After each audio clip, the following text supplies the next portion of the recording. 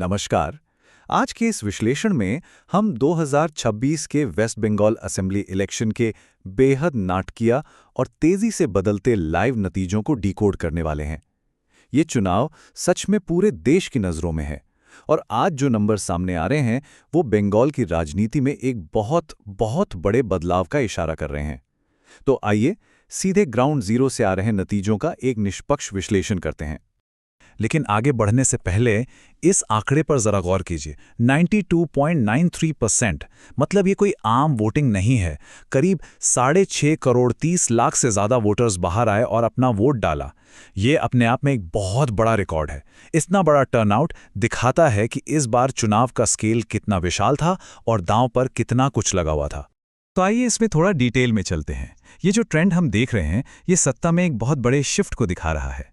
Bharatiya Janata party अभी 190 से ज्यादा सीटों पर आगे चल रही है, जबकि रूलिंग तृणमूल कांग्रेस 100 के आसपास सिमटती हुई लग रही है। सच कहूं तो ये बंगाल के पॉलिटिकल लैंडस्केप में एक बहुत बड़ा उलटफेर है। भाग 1, द ओवरआर्चिंग मैंडेट, यानी एक स्पष्ट जनादेश।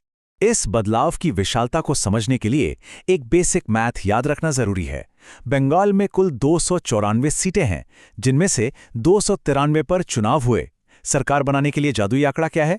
सिर्फ 147। तो 147 चाहिए और आप 190 पर लीड कर रहे हैं। ये क्लियर दिखाता है कि पब्लिक का जनादेश कितना डिसाइसिव और स्पष्ट है। भाग 2, क्लैश ऑफ द टाइटन्स, यानी भवानीपुर का महामुकाबला। भवानीपुर ये अब सिर्फ एक आम इलेक्शन सीट नहीं रह गई है। ये दो सबसे बड़े पॉलिटिकल दिग्गजों की साख का सवाल बन चुकी है।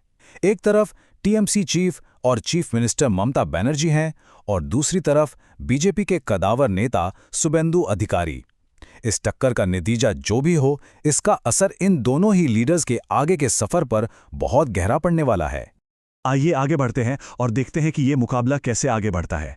भाभीपुर की काउंटिंग किसी थ्रिलर मूवी से कम नहीं थी। देखिए, दूसरे राउंड में शुभेंदु अधिकारी आगे थे, फिर तीसरे राउंड में बाजी पलट गई और ममता बनर्जी आगे निकल गईं, और राउंड 7 तक आते आते ये लीड 17,371 वोट्स के एक बड़े मार्जिन में बदल गई। ये उतार चढ़ाव बताता है कि यहाँ टक्कर कितनी कांटे की थी। भाग 3, शिफ्टिंग रीजनल पावर, क्षेत्रीय सत्ता में बदलाव। अगर हम इसे क्षेत्रीय या रीजनल लेवल पर समझें तो ग्राउंड पर पावर शिफ्ट बिल्कुल साफ दिख रहा है। जो इलाके कभी टीएमसी का मजबूत गढ़ माने जाते थे, जैसे प्रेसिडेंसी रीजन जिसमें कोलकाता, हावड़ा और हुगली आते हैं, वहां उनकी पकड़ अब ढीली पड़ती दिख रही है। और दूसरी तरफ जंगल महल में बीजेपी का जबरदस्त कमबैक हुआ है, जहां वो 9 में से 7 सीटों पर आगे हैं। इसके अलावा बीजेपी अब नॉर्थ बंगाल के अपने ट्रेडिशनल स्ट्रांग होल्ड से भी आगे एक्सपैंड कर चुकी है। सबसे ज्यादा हैरान करने वाला ट्रेंड प्रेसिडेंसी रीजन से ही आ रहा है। कलकत्ता, जो कि पूरे स्टेट का अर्बन सेंटर है और हमेशा से टीएमसी के दबदबे वाला इलाका रहा है, वहां बीजेपी ने श्यामपुकुर और एंटिली समेत 4 अहम सीटों पर लीड बना ली है।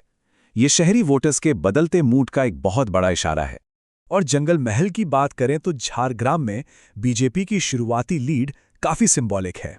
आपको याद होगा, कैंपेन के दौरान ये वही जगह है जहां प्रधानमंत्री ने रुककर एक बच्ची से झलमुरी लेकर खाई थी।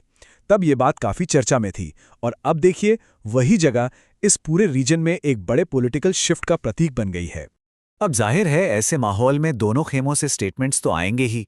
टीएमसी का कहना है कि इलेक्शन कमीशन सही आंकड़े नहीं दे रहा और काउंटिंग सेंटर्स पर जानबूझकर लाइट काटी जा रही है ताकि सीसीटीवी बंद हो जाए। वहीं दूसरी तरफ बीजेपी इसे एक क्लियर मैंडेट बता रही है और कह रही है कि ये मौजूदा सरकार का अंत है। हमारा काम यहां निष्पक्ष रहना है, इसलिए हम सिर्फ ये बता रहे हैं कि ग्राउंड पर किस तरह के दावे किए जा रहे हैं, बिना किसी का पक्ष लिए। भाग 4, टेंशंस इरप्ट ऑन ग्राउंड, जमीनी तनाव और झड़प। और देखिए, इस हाई स्टेक्स चुनाव का असर काउंटिंग सेंटर्स के बाहर साफ दिख रहा है। असनसोल इंजीनियरिंग कॉलेज के काउंटिंग सेंटर से काफी परेशान करने वाली खबरें आई हैं। वहां पॉलिटिकल सपोर्टर्स के बीच आपस में झड़प हुई और हालत यहां तक बिगड़ गए कि कुर्सियां तोड़ी गईं और गाड़ियों में भारी तोड़फोड़ हुई। और ये सिर्फ असनसोल की बात नहीं है। बंकुरा यूनिवर्सिटी के पास भी टीएमसी और डीजीपी सपोर्टर्स के बीच काफी इंटेंस क्लैशेस रिपोर्ट हुए।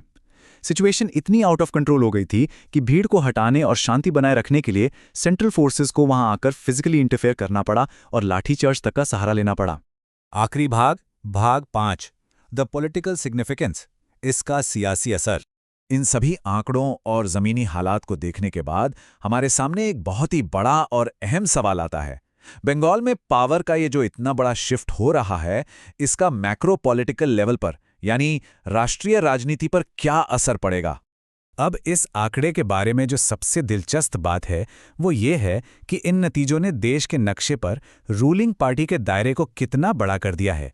अगर बंगाल को जोड़ लें तो अब बीजेपी और उनके सहयोगी दलों का रूल देश की लगभग 78% आबादी और 72% क्षेत्रफल पर हो गया है। ये प्रैक्टिकली एक माइंड ब्लोइंग स्टैटिस्टिक है। तो सबसे अहम मुद्दा यहाँ ये है कि हम एक हिस्टोरिकल टर्निंग पॉइंट देख रहे हैं। इसका सीधा मतलब हो सकता है टीएमसी के पिछले 15 साल के शासन का एंड। ये पूरे ईस्टर्न इंडिया के पॉलिटिकल मैप को बदल कर रख देगा और साथ ही साउथ बंगाल में जो नई पॉलिटिकल स्ट्रैटेजीज अपनाई गई, ये उनकी वैलिड पॉइंट को और उनकी जीत को भी दिखाता है। तो इस विश्लेषण को खत्म करने से पहले एक बड़ा सवाल जो हमें आगे के बारे में सोचने पर मजबूर करता है, बंगाल का ये इतना बड़ा और ऐतिहासिक बदलाव 2029 के नेशनल इलेक्शन से पहले इंडिया के पूरे पॉलिटिकल लैंडस्केप को किस तरह से नया आकार देगा? ये आगे चलकर क्या नए समीकरण बनाएगा? इस पर विचार जरूर कीजिए। इस विश्लेषण में हमारे साथ जुड़ने के लिए बहुत बहुत धन्यवाद।